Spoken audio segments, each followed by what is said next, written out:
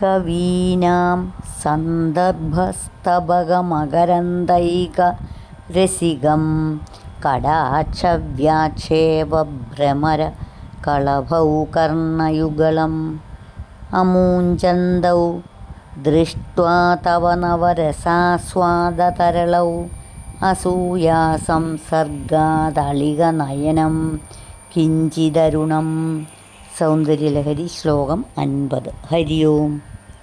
കവികളുടെ കാവ്യങ്ങളാകുന്ന പൂങ്കുലകളിലെ തേനുണ്ണുന്നതിൽ മാത്രം രസിക്കുന്ന നിന്റെ 2 ചെവികളെ സദാ കടാക്ഷം ചൊരിഞ്ഞുകൊണ്ടിരിക്കുന്നതുമായ ചെറുവണ്ടുകൾ, അവിടുത്തെ നേത്രങ്ങൾ, നവരസങ്ങളെ ആസ്വദിക്കുന്നതിൽ താൽപ്പര്യമാർന്നിരിക്കുന്നതും ആ ചെവികളെ വിട്ടുപിരിയാതെ ഇരിക്കുന്നതും കണ്ടിട്ട് അസൂയ ബാധിച്ചിരിക്കുന്നതിനാൽ നിന്റെ നെറ്റിക്കണ്ണ്, അതായത് 3-ാമത്തെ കണ്ണ്, അല്പം ചെമന്നിരിക്കുന്നുവല്ലോ.